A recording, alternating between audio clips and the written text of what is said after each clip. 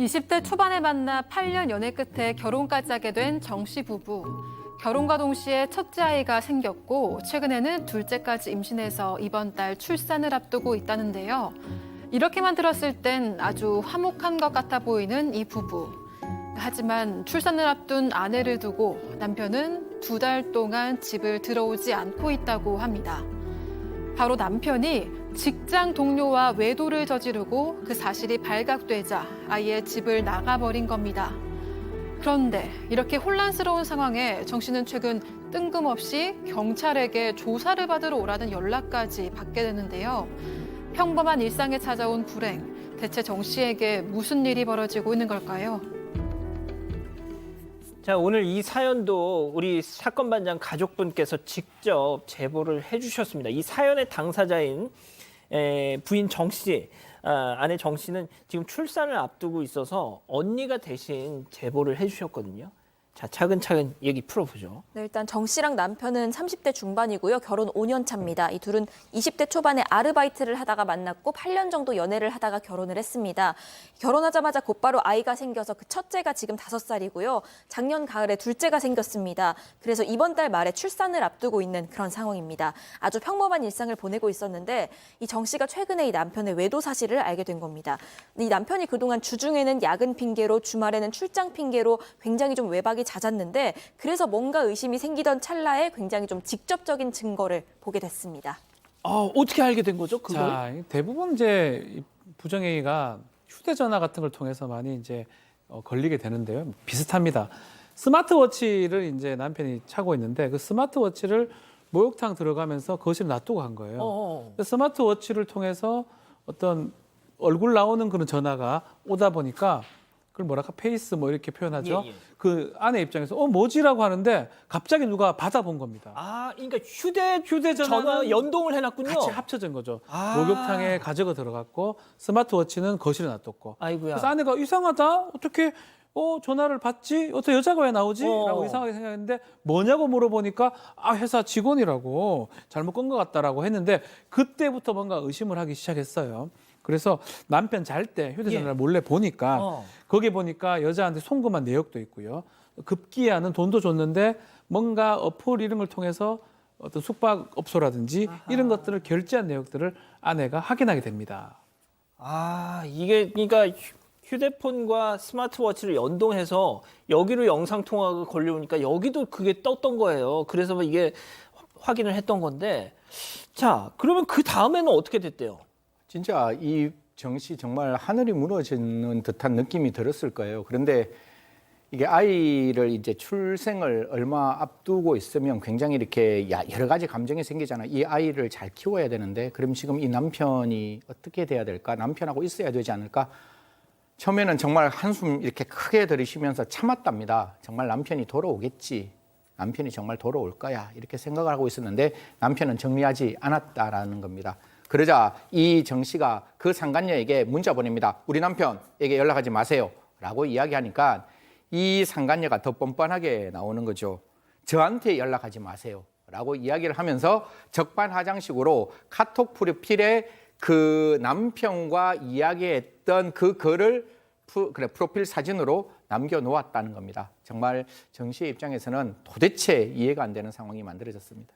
야, 보통 자기 사진, 가족 사진, 애들 사진 올려놓은 그 카톡 프로필 사진에다가 자기 남편과 상간녀가 주고받은 그 대화 스크린샷을 올려놔.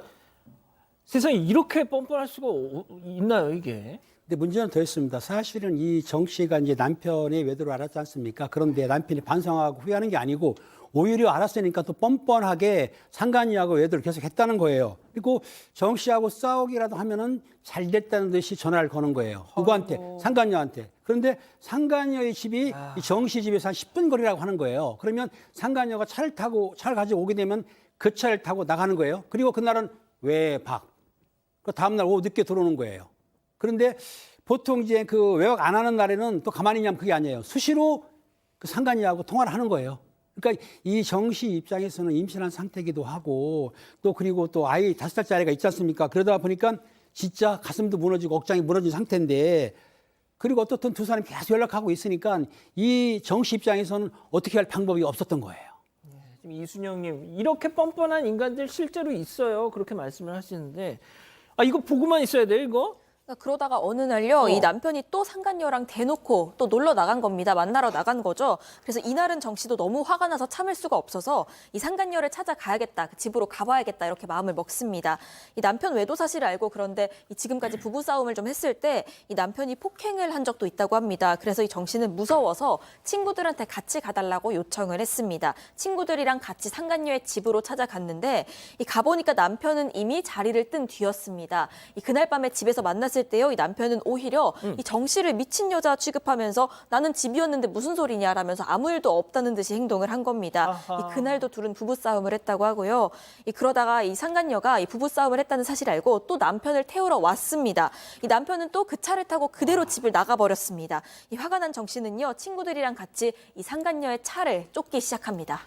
박 변호사님, 네. 뭐 저는 심정은 이해가 가는데 친구들과 함께 이제 저 현장을 덮치기 위해서 이제 추격전을 벌였다는 거 아닙니까? 저게 조금 불안한 부분이에요. 친구들하고 같이 추격을 하고. 근데 그 이유는 뭐냐면 남편을 집으로 데려오기 위해서 이 남편을 따라다닌 거, 추격을 한 거거든요. 왜 그랬냐면 상간녀하고 남편의 문자 메시지가 좀 문제가 됐던 것 같아요. 만약에 그 이제 둘이 이제 사귀는 사이니까 당신이 집으로 돌아가게 되면 아내하고 부인하고 화해할 거 아니냐. 그래서 나는 집에 가는 거 싫다. 잘 지내는 거 싫다.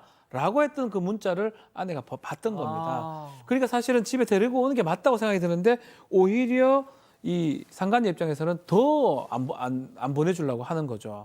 그러니까 이 남자가 네. 자기 집에 가면 화해. 결국 화해하고 나는 사- 버림받을 것이다. 그게 이제 두려웠고 그러다 보니까 이 아내하고 친구들이 추격전을 벌린 건데 문제는 그렇게 추격전을 하니까 이 상간녀가 아내를 경찰에 신고한 겁니다. 진짜 이게 참 오히려 상간녀가 제가 나 쫓아다닌다고 지금 신고를 한 게 이게 무슨 그러니까 이게 간통죄가 없어지다 보니까 그냥 별의별 일이 다 일어납니다, 진짜.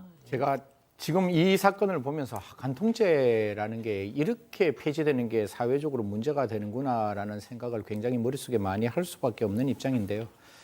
시청자 여러분 너무나 화가 나겠지만 이 정 씨가 이 상간녀를 따라가는 것 행위 자체가 상간녀가 불법을 했어야 돼요. 불법을 하는데 우리는 흔히 말해서 혼인빙자 등 간음죄도 폐지되었고 간통죄도 폐지되었습니다. 즉 유부남이 유부녀와 유부녀가 유부남과 아니면 유부녀가 일반인과 그다음에 유부남이 일반인과 어떠한 일을 하더라도 처벌할 수 없는 그냥 부적절한 행위이지 형법상 처벌할 수 없는 행위이기 때문에 따라가는 것 자체가 잘못되는 행위가 되는 거예요. 그래서 경찰에게 이야기하니까 경찰도 너무 마음은 이해하지만 이거 자칫 따라가다가는 문제 발생할 수 있다. 더 이상 따라가서는 안 된다라고 이야기를 했답니다. 자, 팀장님이라면 만약에 이 정 씨와 친구들이 팀장님한테 와서 이거 뭐 하소연하면 뭐라고 조언을 해주셨을 것 같으세요? 지금 알다시피 법적으로 폐지됐기 때문에 간통죄가 지금 형사적으로 처벌 못합니다. 그렇기 때문에 사실은 민사적으로 해결할 수밖에 없다고 말씀드릴 수밖에 없어요. 사생활 관계이기 때문에 관여를 못하는데 오히려 만약에 상간녀를 그 이제 정 씨가 뭐 욕을 한다든지 협박을 한다든지 그렇게 폭행하게 되면 오히려 처벌받거든요. 그러니까 이 문제는 사실 법적으로 구제할 방법은 없고 또 그리고 지속적이나 반복적으로 따라다니면 사실은 스토커가 되지 않습니까? 참 난감한 문제인데 이 정 씨가 할 수 있는 거는 남편을 설득하거나 아니면 민사소송 쪽으로 해가 손해배상 청구는 가능해도 형사적으로는 지금 현재로서는 별 뾰족한 수가 없습니다. 야, 자 결국 그래서 이대로 집에 오지도 않고, 남편은 이제 곧 자기 아기가 곧 태어났는데도 그 집에 가서 살고 있는 거예요 지금. 네, 그러니까 정 씨 입장에서 너무 기가 막히고 또 답답해서 결국 상간녀 집 앞으로 다시 찾아갔다고 합니다. 아이고야. 그런데 찾아간 지 얼마 되지 않아서 그 상간녀 그 집 앞에요 한 중년 여성이 나타났습니다. 그런데 이 벨을 누르면서 누구야 엄마 왔다 하는 걸 보니까 이 상간녀 엄마인 것 같았습니다. 그런데 그 집 문을 열고 이 여성을 맞이한 사람이 바로 파자마 차림의 남편이었던 겁니다. 이 둘은요 마치 사위랑 장모처럼 이 장모 맞이하는 사위처럼 너무 자연스럽게 모시고 집안으로 들어갔다고 합니다. 조금 더 기다리니까요. 이 상간녀랑 이 남편이 마치 신혼부부처럼 나와서 차 타고 나갔다가 장 봐서 돌아가는 모습까지도 이 두 눈으로 지켜봐야 했습니다. 이 둘 사이가 깊다는 건 알고 있었지만 이 다정한 모습을 직접 목격을 하니까 너무 괴로웠다고 합니다. 심지어 집에 있는 5살짜리 아들은요. 아무것도 모른 채로 아빠를 찾고 있습니다. 또 뱃속의 아이는 태어나자마자 아빠가 없게 된 상황이니까 어떻게 키워야 할지 정말 막막한 상황입니다. 자, 승 의원님 여기서 끝이 아닙니다. 경찰에게 정 씨한테 전화가 왔다는 거잖아요. 저 이거 듣고 진짜 아연실색을 했는데 전 팀장님이 이거 혹시 스토커라고 말씀 주실 때 정말 설마 스토커로 신고했을까? 진짜 이 상간녀가 정 씨를 스토커로 신고했는 거예요. 나를 괴롭히고 있으니 더 이상 나한테 오면 안 된다라고 해서 스토커로 신고했고 스토커로 신고했으니까 국민신문고에 말도 안 나오네요. 국민신문고에 스토킹이라고 신고를 했고 그 제보를 받은 사람이 이제 문제가 되니까 법원에서 잠정명령을 내렸는데 1호와 2호 처분을 합니다. 잠정명령이 뭔가 하면 100m 이내 접근해서는 안 되고 통신망에 연락해서는 안 된다라고 이야기했고 같이 갔다 그랬잖아요. 같이 가는 사람들 모두 다 스토커로 신고가 되어서 조사를 받았다고 합니다. 자, 들으신 것처럼 상황이 완전히 바뀐 겁니다. 이 피해자가 접근 금지 명령의 이 대상자가 된 거고 스토커가 돼버린 거예요. 이 임신을 한 정 씨가, 부인이, 아내가. 자, 결국 이 제보자가 제보를 한 게 바로 이 지점입니다. 스토킹 신고 당연히 적극적으로 조치를 해야 되지만 이 상황에서 이게 스토킹 이게 맞는 거냐, 억울하시다는 거죠. 자, 관련해서 이 당사자 정 씨의 언니분, 저희에게 제보를 해주신 분의 얘기 직접 한번 들어보시죠. 동생이나 뭐 주변 친구들이 자기를 따라오는 게 아니라 지금 제보를 따라가서 데리고 가려는 걸 알고 있으면서도 저희가 스토킹이라고 거짓 신고를 한 거예요.